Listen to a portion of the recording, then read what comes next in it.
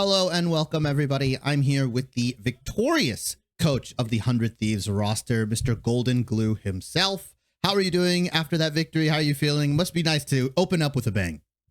Yeah, I'm feeling great right now because we've been practicing for a long time. We went to Korea for a month. We came back. We practiced for Mhm. 2 weeks. So we've been practicing for like almost 2 months. And I was we've had a lot of ups and downs in that cycle of practice. And I was very curious like what team was going to show up today. And, last split as well, we were better on stage than in scrims. And I feel like, wow, I was really impressed with our level of play. And it was really satisfying to see a lot of the macro concepts and a lot of just a lot of the things we've been trying to hone in on as a team, and we really like played exactly how we've been wanting to play, I suppose. So in a matter of about 6 to 8 months, a lot of your rookie players or your players in their rookie year have played in all the competitive formats, right? Best of one, best of fives in the playoffs, and now best of threes. Would you say that your team specifically, do you think it benefits from a best of three play style? Because I think a lot of people last split kind of hearkened a lot of your regular season success to the fact that it's a best of one and that you guys can come out really hot and explosive on onto the stage, and you have someone like you have someone like Sniper, solo killing and just being very chaotic. Your team was, I think, thrived in the best of one format. Do you think best of three supplements that play style a little bit, or was it a little bit hard adjusting to the BO3 format? Yeah, so it's only our first day, but I will say in the arc of growth of our team, best of ones was probably best for us in the first split, and best of threes are hopefully going to be best for our growth into the playoffs. So I do feel like as soon as we went into that best of five format into playoffs, Yeah. um, it was a lot different. It felt a lot more pressure. So the fact that we played really strong today in our best of three, I think it's going to set us up for a lot more success when it comes to playoffs.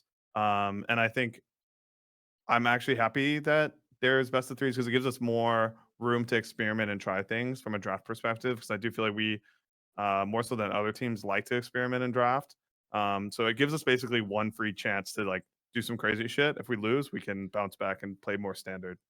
Yeah, I mean, speaking of the crazy shit that you do in draft, I mean, I don't know how crazy the Ezreal mid pick is, but when you're working with these kinds of players, young, players that, other than River, really, that haven't really found a ton of success, are they much more open to the idea of picking maybe more unorthodox stuff? Are you the one maybe giving them those ideas? Are they coming to you? How does that relationship kind of work? Because I think you're in a very special position where you've got a lot of young, hungry players. And so I want to know how that dynamic works with them.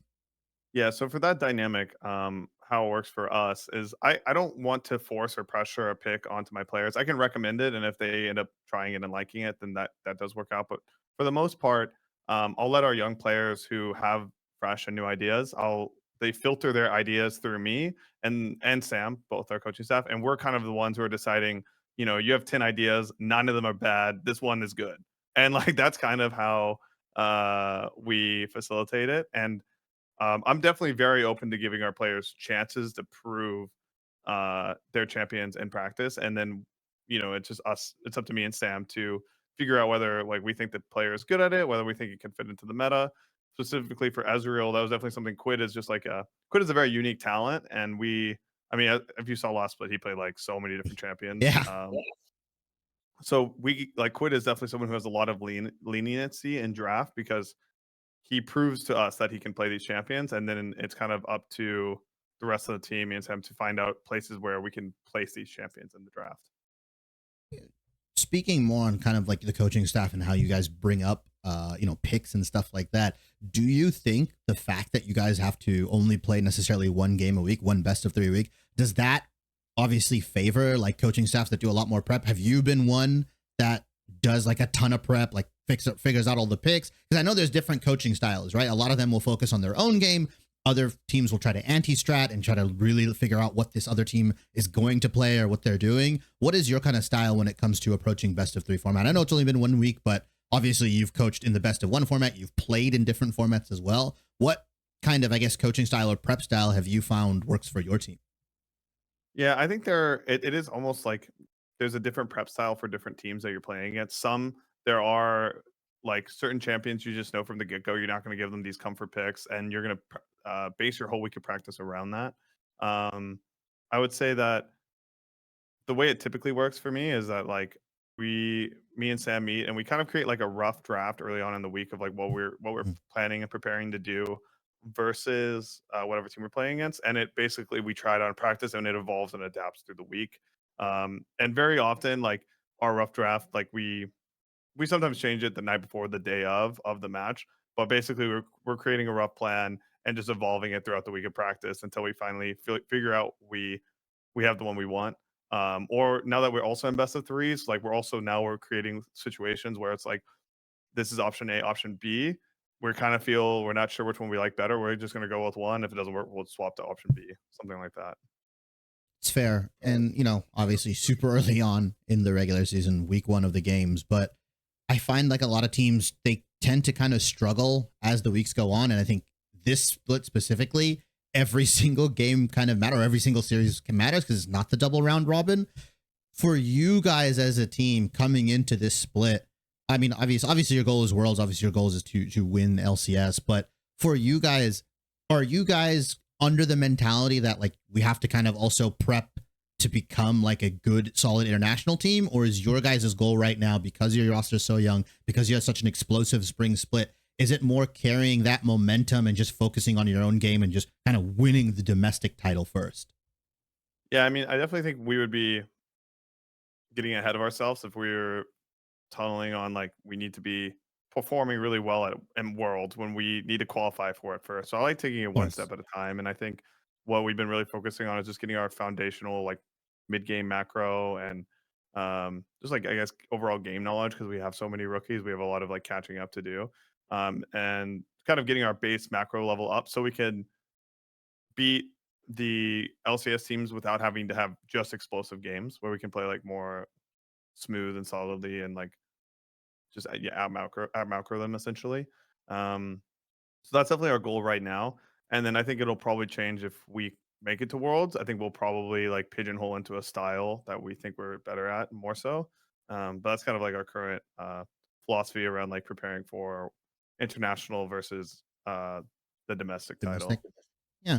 I do want to kind of dig in a little bit onto that Korea boot camp that you did, because 1 month, it's a decent amount of time. You can get a lot done, but for you guys coming into Korea, what was the team goal, right? Because individually, all the players obviously want to play Korean solo queue, good practice, hit high rank, so on and so forth. But what was the overarching kind of 1 to 3 goals for 100 Thieves taking that boot camp to Korea after, finishing third in the LCS, after kind of, I mean, I wouldn't say not able to carry the momentum fully into the playoffs. Like you were 1 game away from potentially hitting MSI. So how do you kind of shift the mentality and go to Korea and focus on those overarching goals? What were those?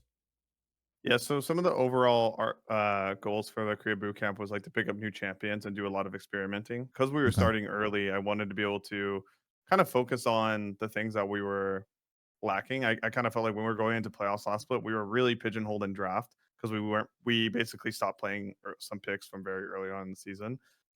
So through that process, like I feel like we really solidified what our best style is as a team and like what champions we are playing the best. And we also kind of added to our champion pool. So we have a lot more tools in the arsenal. And I feel like a lot more options when I'm drafting now as a coach that I don't feel I have to kind of do some janky drafts because we can't play standard. Fair enough. Final question here before we sign off. Who do you think is your biggest or toughest opponent, or maybe even your rival in these next couple of weeks? I don't think it was NRG. I think the way you 2-0'd them pretty handedly, it doesn't kind of signal that. Is it FlyQuest? Is it Team Liquid? Do you have a target on someone's back that you're really gunning for? Any of your players really want to play against? Yeah, man, I want to fucking beat FlyQuest. Like we didn't beat them last split, and they're so cocky. I feel like I wanna shut them up ourselves. So that's definitely who I'm looking at.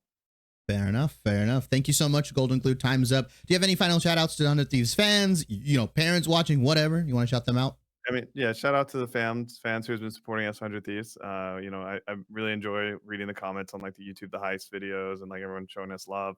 Shout out to all my friends who are supporting me, watching me, my family. Uh, love y'all. Thank you for the support. And yeah.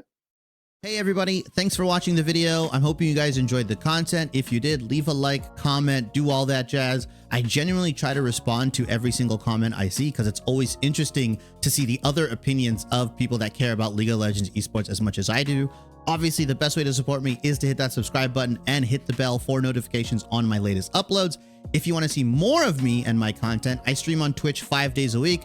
The link will be in the description box below. If you are into short form content, I'm also on TikTok. We talk about LPL, LCK, LEC, all the stuff over there. We talk about roster moves. So if your jam is short form content, head over to TikTok, hit the follow button there. I'm also on Twitter. So all of that stuff will be in the description box below. But other than that, thanks for watching the video and I hope to see you soon.